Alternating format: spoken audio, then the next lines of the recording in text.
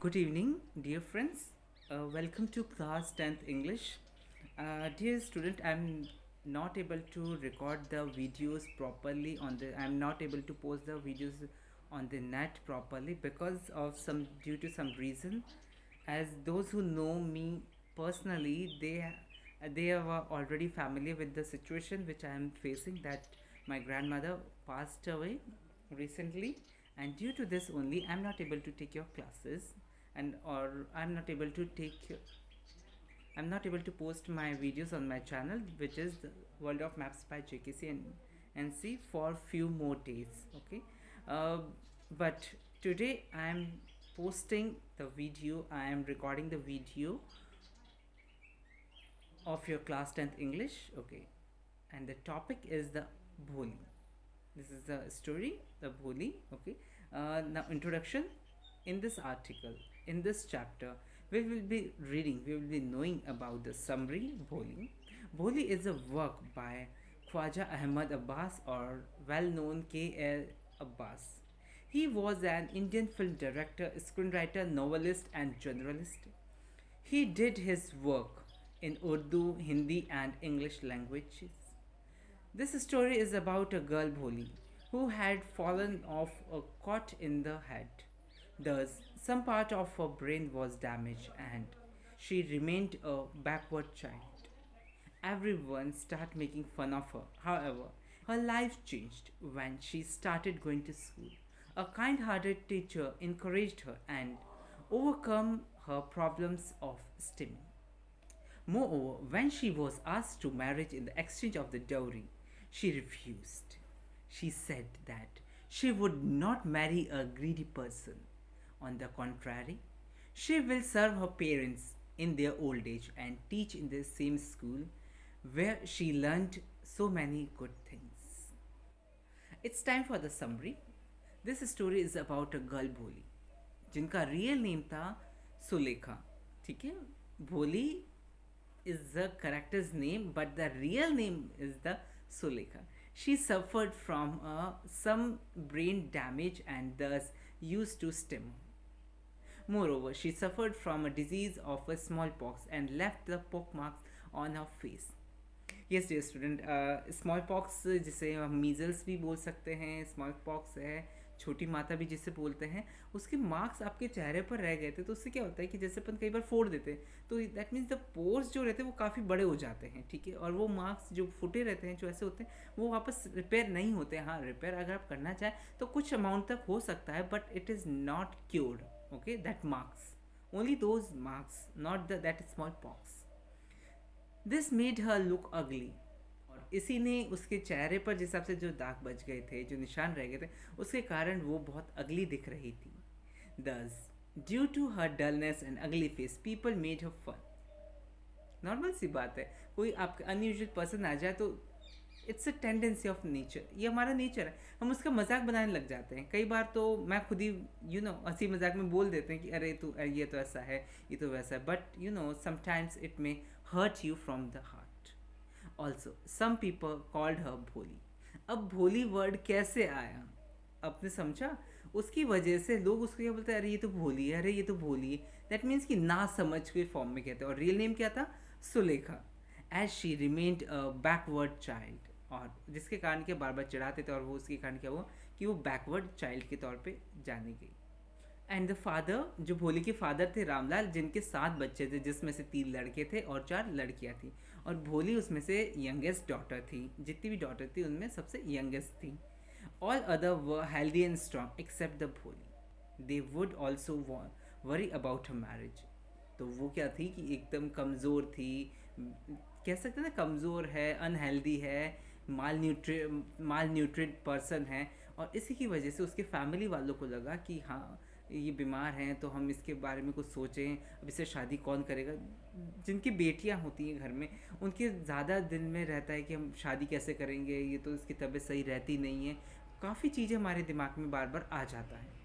One day tehsildar sahib came to perform the opening ceremony of a primary school open in the village. He asked, एक बार क्या हुआ कि जो तहसीलदार साहब हैं वो आए वहाँ पर, जो प्राइमरी स्कूल था उसकी ओपनिंग के लिए, और उन्होंने रमालाल से कहा, रमालाल कौन है, भोली के फादर सुलेखा जिनका रियल नेम है। तो उन्होंने उनसे भी कहा कि भाई आपके बच्चे हैं तो आपके बच्चों को आप इस स्कूल में भेजिएगा। एंड द भोली mother was not in support, और भोली की मदर वो सपोर्ट में नहीं थी, बट वो एग्री कर गई कि नहीं कोई बात नहीं, मैं भोली को स्कूल भेजूंगी। At the first Bholi was frighten to hear about the school. पहली बार तो क्या हुआ कि जो भोली थी जब उन्होंने स्कूल के बारे में सुना तो उनको काफ़ी डर लगने लगा कि oh no school, I will not going to school at any cost. But जब क्या हुआ, जब भोली को उन्होंने प्रॉपर केयरिंग मतलब प्रॉपर केयरिंग के साथ में उन्होंने स्कूल भेजा, उनको कपड़े दिए, उनको चीज़ें दी, तो उनको बिलीव लगने लगा, yes she begins to believe, क्या बिलीव करने लगी, that she was being taken to a better place than her home. That means कि उनको उनके घर पर भी लोग चिढ़ाते थे, घर पर भी लोग उनको चिढ़ाते थे, तो उनको लगा कि स्कूल एक अच्छी जगह है जहाँ पर मैं जा सकती हूँ और वहाँ पर मुझे किसी भी तरीके की कोई प्रॉब्लम फेस नहीं करनी पड़ेगी। भोली भी चाहती थी कि वो हम उम्र की जो लड़की आती है उसके स्कूल में उनको अपना दोस्त बनाए, ठीक है। फिर क्या हुआ कि बनाना चाहती थी बट नहीं बने, वो बात अलग है। और जब वो क्लास में थे तो जब टीचर ने उनसे नाम पूछा और उन्होंने जब नाम दिया तो क्लास में जितनी लड़कियाँ थी वो सारी हंसने लगी, और इसी चीज़ को देखते हुए उनको क्या प्रॉब्लम हुई, उनको ये प्रॉब्लम हुई कि भाई उनको लगा ये इंसल्टिंग फॉर्म है, और इसी की वजह से उनको रोना आ गया। But the teacher was a kind hearted woman. अब टीचर कौन है, एक लेडी टीचर की बात हो रही है यहाँ पर। उनका काफ़ी she was kind hearted, she was able to understand the problem, she encourage her to speak. और उन्होंने उनको काफ़ी इनकरेज किया कि बोलने के लिए, कि नहीं कुछ बोलो कुछ बोलो कुछ बोलो। उन्होंने बोला कि अगर स्कूल आओगे तो आपकी जो भी प्रॉब्लम्स हैं वो सारी की सारी प्रॉब्लम्स हम दूर कर देंगे, आप चिंता मत करो। और इसी के कारण भोली के माइंड में एक होप जगी, ठीक है। उसको लगा कि अब ये मेरे को एक नई ज़िंदगी मिली है, एक नई ज़िंदगी की बोलते हैं उमंग, the spring of hope was there, ठीक है। दोस्तों वैसे साल बीतते गए और जो स्मॉल विलेज था वो एक छोटे टाउन के रूप में कन्वर्ट हो चुका था। Moreover the little primary school turn to the high, that means जो प्राइमरी स्कूल था उसका भी अपग्रेडेशन हुआ, वो हाई स्कूल में बन गया। Other improves have also took places and the marriage proposal came to Bholi. That means Bholi बड़ी हो गई है और अब उसके लिए मैरिज प्रपोजल आने लगे। It was from a lame old man whose children were also grown up. और किसका प्रपोजल है, एक उस इंसान का प्रपोजल है जिसके ऑलरेडी बच्चे थे, वाइफ की डेथ हो चुकी और जिसके बच्चे बड़े हो चुके थे, उस टाइप के आदमी का प्रपोजल भोली के लिए आया। However, Ramalal and his wife agreed as he was well settled. रमालाल और उसकी वाइफ थी, उन्होंने इस चीज़ को एग्री कर दिया। क्यों एग्री किया, क्योंकि उन्होंने देखा कि जो आदमी है वो ऑलरेडी सेटल्ड है, और जो भोली की जो कंडीशन थी, जिस हिसाब से उसकी कंडीशन बताई गई इंट्रोडक्शन में, उस हिसाब से लगा कि नहीं भोली के लिए ये सही है, ठीक है।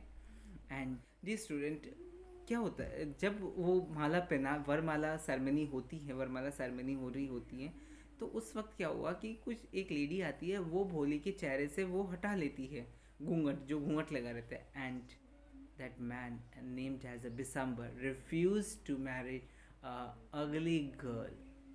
इसकी दैट जो पहले बात हुई थी कि भाई बिना दहेज के हम शादी करेंगे, अब उन्होंने बोल दिया कि बिना ड्योरी के हम शादी, एक फेरा भी नहीं लेंगे, ना ही वरमाला पहनाएंगे।